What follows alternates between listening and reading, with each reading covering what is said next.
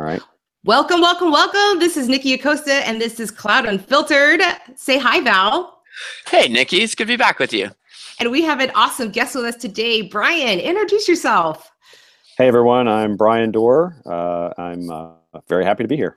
So Bryan was you were part of Observable Networks that was acquired by Cisco in July, and now you are Stealthwatch, correct?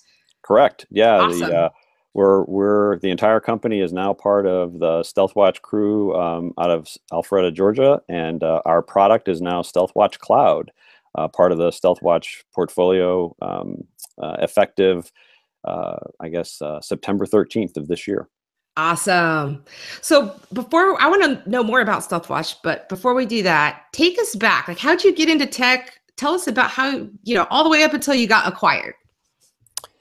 Yeah, well, fast forwarding backward for me, I guess, I've always had a technology interest. At one point, pivotal for me in my development, I kind of realized it was kind of electrical engineering and computers. It was going to be the thing that I got most interested in. So, my career from that point forward was degrees in electrical engineering and then different software and hardware engineering work. And ultimately, where I centered my career on becoming a chief technology officer, that goal actually dated 20 years before I actually achieved it, which was pretty cool. But after that, I became the chief technology officer of Savvis in 2004, 2005, and got really passionate about delivering managed services in the IT space, and did that for quite a long time. Savvis was acquired by CenturyLink in July of 2011, and I stayed around for a while longer, and eventually, through a connection with Dr. Patrick Crowley out of Washington University, started supporting his efforts with respect to observable networks, a SaaS capability focused on security, very cool tech. And as a consequence, he and I worked well together, and he asked me to be the CEO of the company. And that happened in August of 2013. And he and I kind of operated observable networks together as we grew through 2017 when we were acquired by Cisco. That's the fast version of a career that started in 1985. And not fast. Stealthwatch wasn't a large company, or I'm sorry, Observable Networks wasn't a large company. So you did a lot with a very small group of people. Yeah, Patrick and I have been blessed with just an incredible team of people that we've had become part of the company. The tech that the engineering team built has just been great. 14 people was not a lot to have to build the company we built. Our sales team, has been incredible as they help us kind of establish a brand and offer a new capability in the marketplace. You don't build a startup like ours without great people helping. It's not a one person or a two person job. It's a community. It's a family kind of thing that you have to have a lot of people who are just believers at a passionate level and capable with skills that they can bring to bear. And things have to work on a number of dimensions for startups to go. I mean, you read about the successes, but behind of all those successes are a lot of that just didn't quite click or didn't quite work. And there are a number of reasons why, but if you don't have the right people, it's not going to happen. How important was your culture to your success? Yeah, it was absolutely essential. The group that we have, kind of helped us establish an operating paradigm that gave us an ability to produce new capabilities quickly, gave us an ability to sense the market accurately or reasonably accurately anyway, and spend our development efforts on things that were really going to matter. And that's the key, right? Because with a startup, there's only so much runway you've got. It's usually a function of how much funding you've got. And if you don't kind of achieve a certain critical mass or a liftoff by the time you reach the end of that runway and either get more funding or run into some other opportunities, you're in trouble, right? I mean, there's not much at the end of the runway to land on. So you've got to make good choices. You've also got to avoid making bad choices, which is, a lot's to be said for the paths that you don't take that would have kind of run you off the rails. And I think Patrick and I, as we ran the company and as we asked our employees for help to get things done or to take on certain tasks related to helping us sense the market or deliver new features or help a customer experience just be really phenomenal, they always did that kind of thing with aplomb, and we just avoided the really bad decisions and kind of made a series of good ones. Hey, one question about that. I've heard one thing about startups is that, there's all these different opportunities and you got to go after the right one and not get distracted. Were there some times where you guys had to do that? Do you remember any decisions where you had to go and say, no, we're not going to focus on this right now. We got to focus on this. I just imagine with, only 14 people really having to struggle to make sure that you're aiming in the right direction. Yeah, no, you're always challenged with recognizing when you're kind of gathering information and trying to inform your decisions as effectively as possible with as much data as you can get, and then make it, not just be in information gathering mode forever, eventually make a decision and then commit to that. Right. One example of that in our situation was we had been pursuing the market of kind of enterprise on-prem solutions for quite a while. We were growing, but not growing, very quickly. There's a lot of noise in the market. Everybody's a next generation security capability. Sorting, what's going to work and not going to work was something that, many of our potential customers were forced to do. And frankly, a no brand kind of brand new startup might be the answer, but for many, that wasn't where they were going to turn, right? They were going to turn to a Cisco first in a very confusing type of market. Yeah.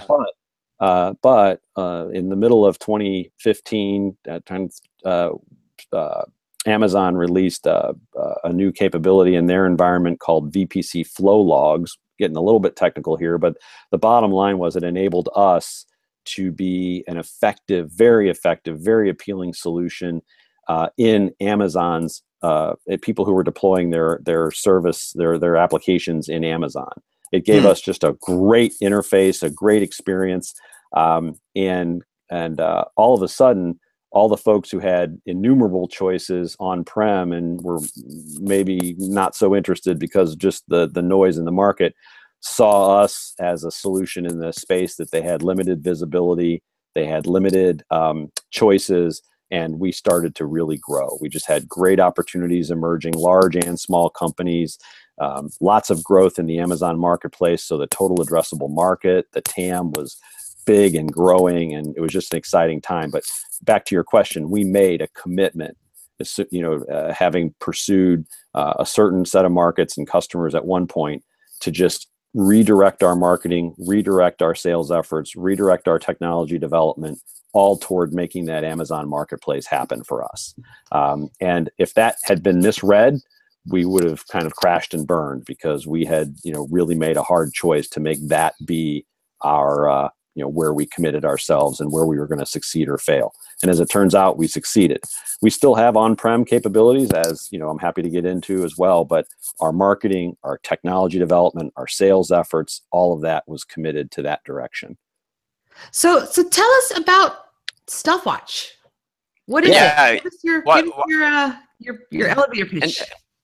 And tell us why is it something Cisco is interested in acquiring? I mean, how did it? What's the tech? What's so cool about it? How to differentiate all that stuff? Sure. So the tech is first of all, it's a SaaS service. So you consume Stealthwatch as a subscription as opposed to an appliance or a licensed piece of software that you license for multiple years. So that's the first thing. And if you think about IT and where it's going to subscription services. That's what people want to consume. It's more flexible. It gives them more choices to respond. It's faster in many respects. So, as a delivery vehicle, as a way to structure our offer, we thought we were headed where the puck was going. As a tech, what the tech is it's about a technology we call entity modeling. In our SaaS service, what we're doing is collecting network metadata and other log files, but primarily network IP metadata, like who are you talking to, what time of day are you talking, how many bytes are you transferring back and forth, so forth. And we are using that metadata to build models of the behavior that the endpoints on the network are demonstrating.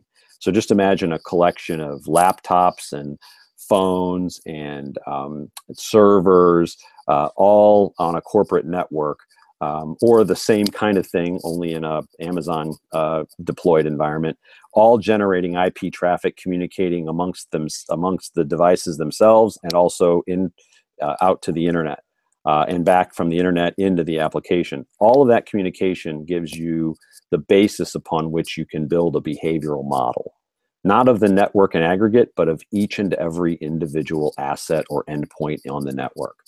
We build those models dynamically.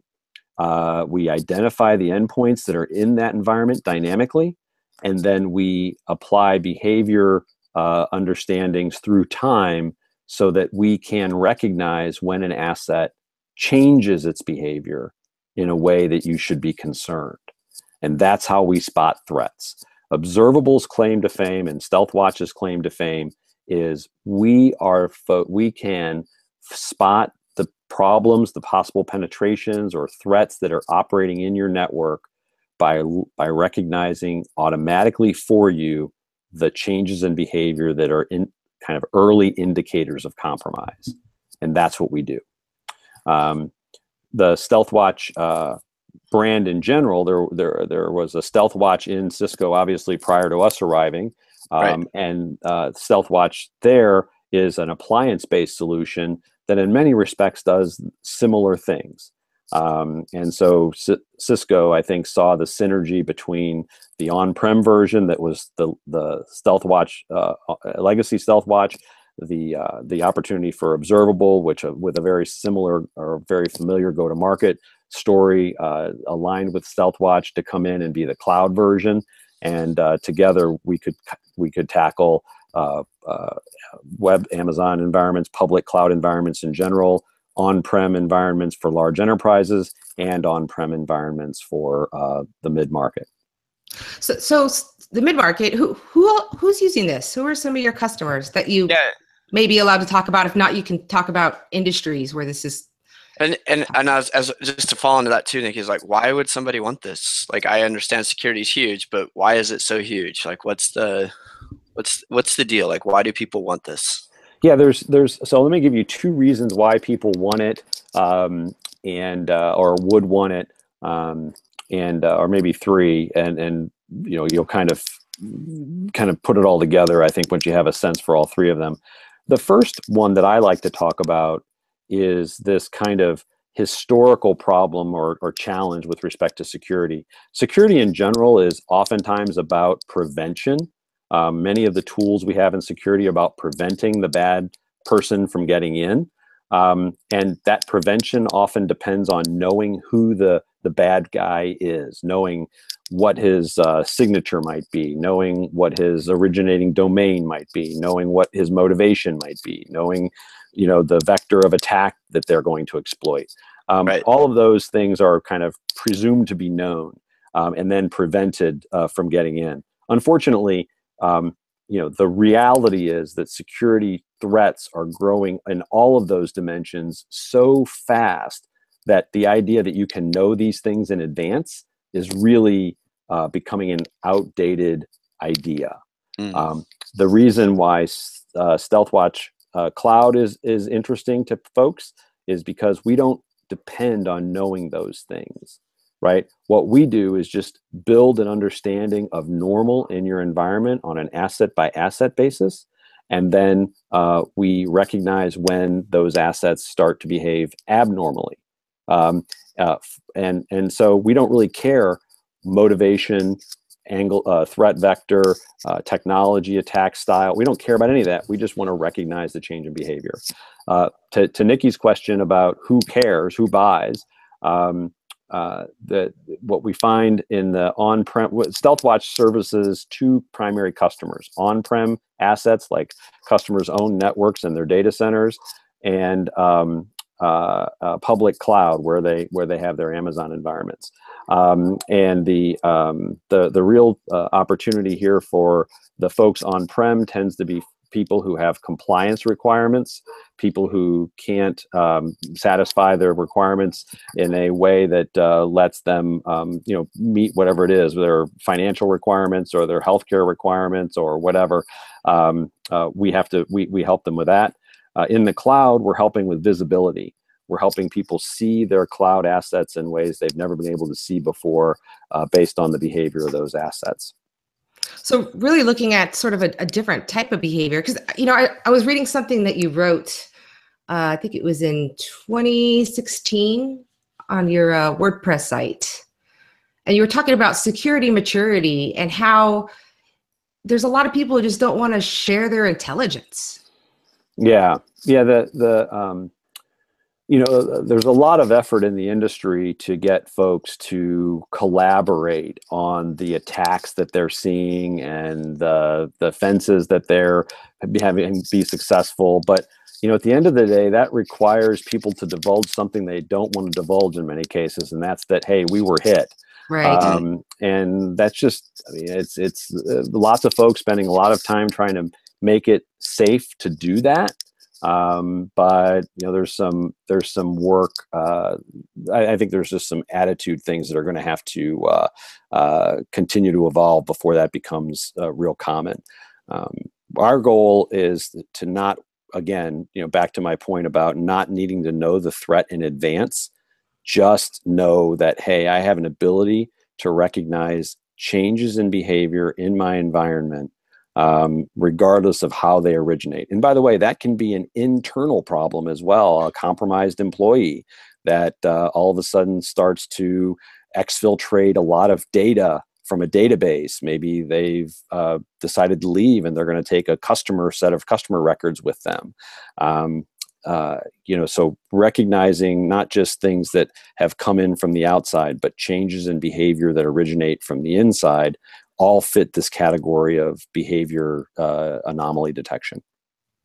That's fascinating. I can definitely see the value in that. So what is your reaction when you see like the Equifax breach, or the Yahoo is actually way more billions of records than they thought it was? Like, how do you analyze that from where you're sitting?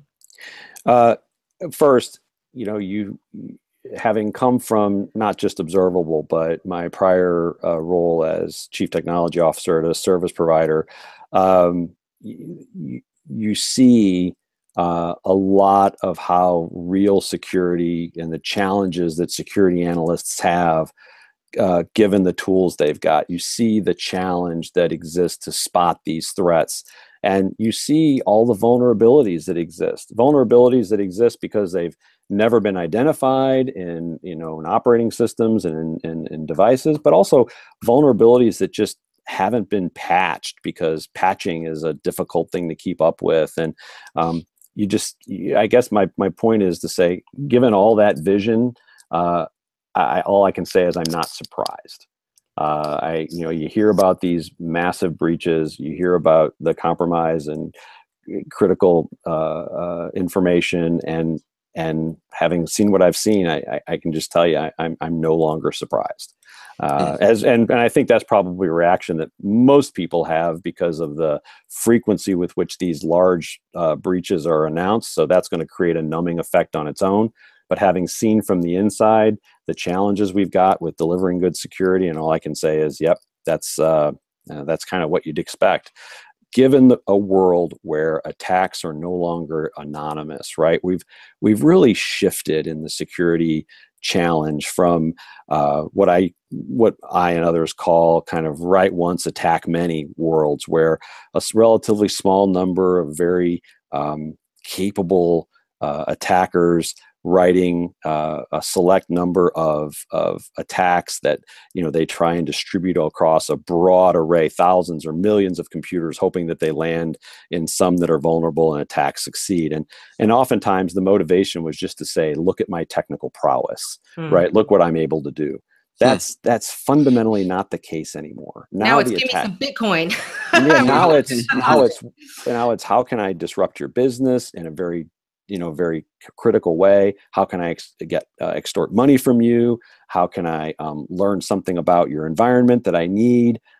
Very well funded, productionized attacking that's occurring, and that just fundamentally changes the nature of the threat in a world where our defenses haven't necessarily gotten that much better. And so the attack situation is clear. You almost expect it. Wow. And is this stuff that you lecture about? You said you before the show you do some lecturing at a university. Tell us about that.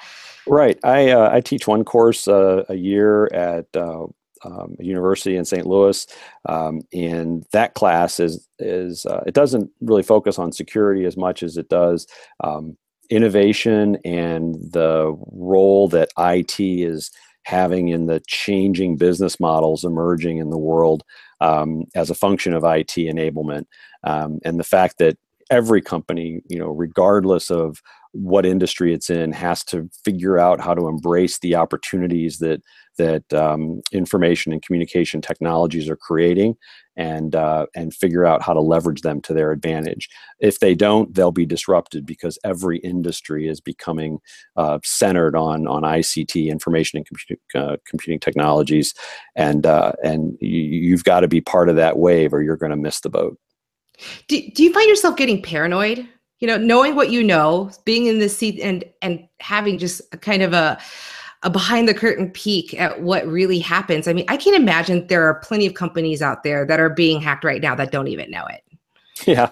There have been. I'm sure you've heard the phrase. There are two kinds of companies in the world: those that have been hacked and those that don't know they've been hacked. Yeah. And so that's kind of the version of what you've just said. And yeah, I mean, I don't want to label myself as paranoid, but you certainly have a healthy appreciation for the risks that are out there, right? And so with that knowledge, and I think security people in general, right, are a bit more skeptical, a bit more leery than maybe your average person. So I think all of those things combined. I wouldn't label myself as paranoid. That seems to be a bit over the edge, but certainly appreciative of the risks and leery of the vulnerabilities would be an accurate description. I saw a post the other day on Facebook that I shared and sparked a lively debate with some of my friends, but it was about using public port chargers, like in airports and conferences, and the possibility that anytime you plug to charge your device into a port at the airport or anywhere else, that it could be compromised and they could be sucking all the data off your phone. And I think about that. I'm like, man, something I really even thought. I've been to hundreds of conferences and I plug in my phone probably here and there a few times, and it's not something that ever crossed my mind. Public chargers, joining public Wi-Fi. I mean, all of this creates opportunities for you to be attacked at a personal level. Have your company be attacked with the information you're carrying around. Again, if frankly speaking, if somebody wants to get into your personal information or into the company information that you're carrying around, unless you're hypervigilant, chances are they're going to get what they want.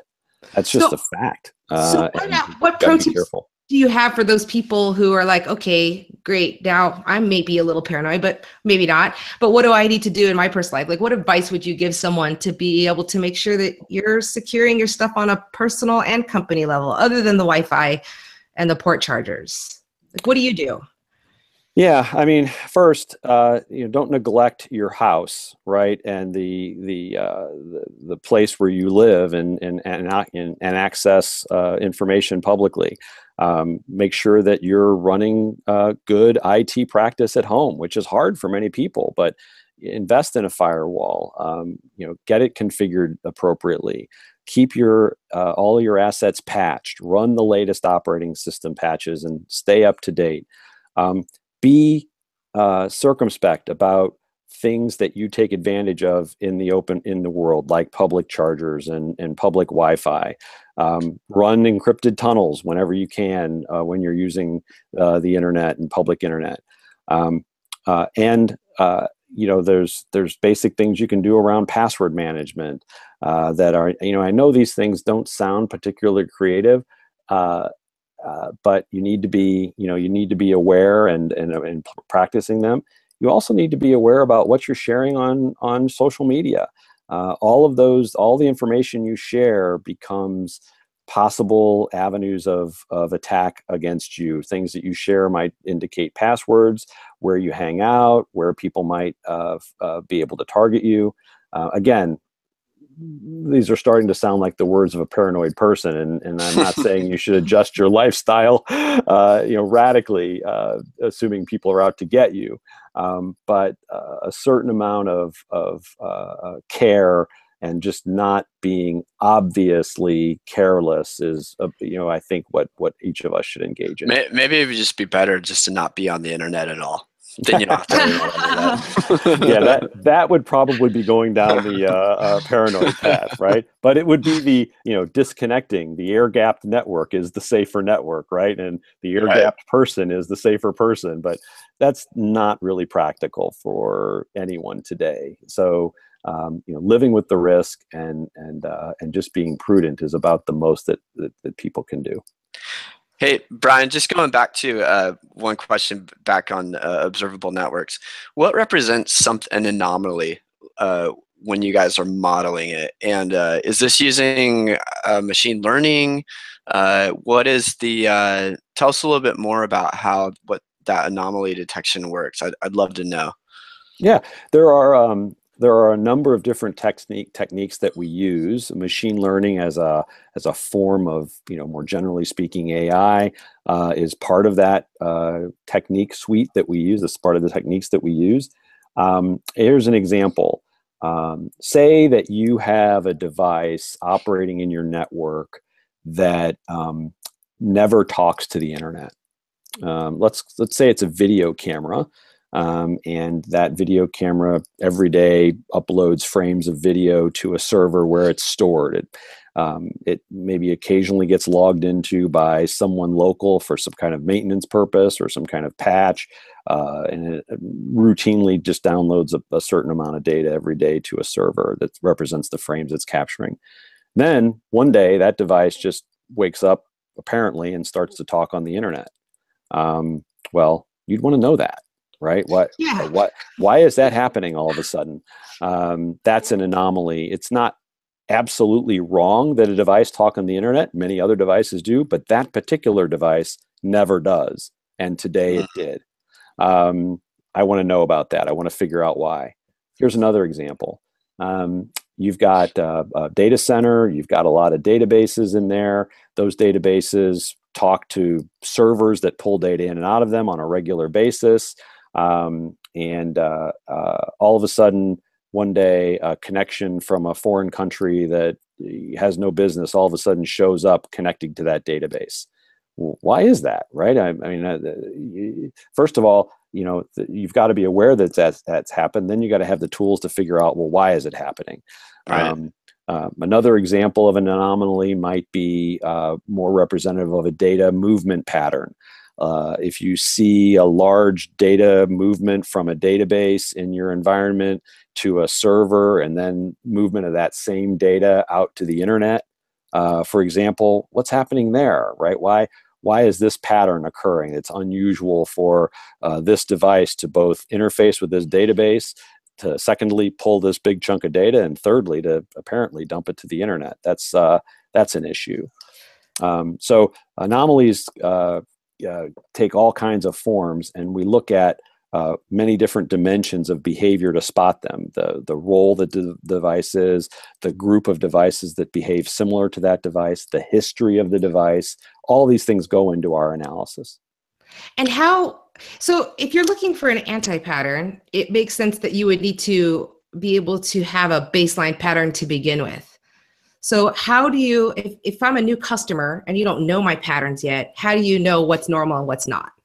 We learn them, right? So we don't, there are a very small number of alerts that are just kind of things we want you to know about, regardless of how long we've been watching your environment. But most of what we do is watch and learn and figure out the normal pattern. Again, not on a network wide level, but on a device by device level. And then after we have what we believe to be a sufficiently stable view of the recurring patterns, to use your word, or behaviors of the devices on your network, then we activate another series of alerts that would trigger should that pattern be violated or be changed. How long does that take? So it varies based on the alerts that we provide. These are, by the way, very good questions. They're the kind of questions that somebody thinking about buying our service would ask. Some alerts activate in the first 10 minutes. The longest alerts take around 30 days before they'll activate. We need about 30 days of data before we'll actually say we've got enough data for this alert to be confident that should something change, we'll be legitimate in firing and detecting it. And since this is SaaS, I'm assuming that you kind of buy it and you just kind of flip it on. Yeah, I mean the deployment of our service is extraordinarily easy in AWS. AWS provides a service that makes it possible for you to, without touching your deployed assets, without deploying any software, without changing anything about your operational environment, simply give us access to something called VPC flow logs, and that's the metadata that we need to start modeling. And so it's a 10-minute exercise, to be honest. Wow. On-prem, it's a little more involved because we need to gather up NetFlow or something like NetFlow to perform our modeling service. And that involves the deployment of, or downloading some free software we provide, and then connecting that to your network. It's fairly straightforward. There's nothing to purchase to do it. It involves a single bare metal install, but it can take a few hours to get it done. So that's the two ways in which people deploy our service. Awesome. That's beautiful. And also with the VPC flow logs, and you automatically get history of the things that they've already been doing. So it's not that you're just starting right when you get access. And then, so one more question on this. So are the alerts then, they're just emails, SMS, whatever you want? Is that? There are those things for sure. But there are also built-in integrations with other services like PagerDuty and Slack and Cisco Spark. We've got a number of different out-of-the-box integrations that you can basically select from the configuration in our environment in our configuration panel in our tool, and those kinds of things are then available to you. We also output fairly standard industry syslog configuration, right. And then people can ingest that data into their SIEM, their Splunk instance or whatever they're using to process all the other log files they're collecting. Who is the team that's typically buying this, and what types of roles are getting these alerts and responding to them? Two different camps we've found ourselves interacting with most frequently. The first one is the obvious one. For the on-prem buyer, there's somebody charged with managing the security of the environment. In very large companies, that's going to be a CISO of some kind, a chief information security officer, or somebody on his or her team. In very small companies, that could just be a VP of IT who is, part-time sysadmin, part-time Windows engineer, and part-time security person, right? It just depends on the size of the company and how many different ways they've carved up the roles. In AWS deployments, you certainly have some of those people, but more often than not, we're working with development teams, the people who are kind of executing a DevOps kind of function, who are scaling out the infrastructure, developing the software, and attempting to secure it. And so the buyer is, more on the development side than what you might find in a traditional organization. And again, these are not stark contrasts or binary situations. We run into CISOs that are working through AWS environments, and we run into developers in typical environments, or on-prem environments. So it's not black or white or stark contrast. It's really just kind of trends that you see. This sounds great, Bryan. Tell me how I could get it. Yeah, exactly right. So one of the things we love is for people to start out with trials, right? We offer a free trial of our service. And the way you get that is just to go to Cisco security page, navigate through to the Stealthwatch Cloud, and give us about, I don't know, it's about 10 pieces of information. The most important are your company, your name, your email, and we'll configure you an instance of the service. And you can set it up in your AWS environment and start operating, or download the free sensor and turn it on in your on-prem environment and start operating. It is extraordinarily easy. You've got 60 days to kind of evaluate it. We work with you during those 60 days to help you get the most out of the experience. And many people have a really good experience with the trial, even if you don't become a customer. But I will tell you that 3/4 of the people that try the service ultimately become a customer. And the other 25% are just lazy? Is that? Oh, I don't want to speak negatively about people, but one of the things that we spend a lot of time on, Nikki, is the efficacy of the alerts that we generate. Many security tools generate lots and lots of data for you to comb through. We don't believe that that's the way that you help people improve their security. We believe that the way you help people with their security is by giving them very precise, high efficacy, actionable alerts that really mean something to them.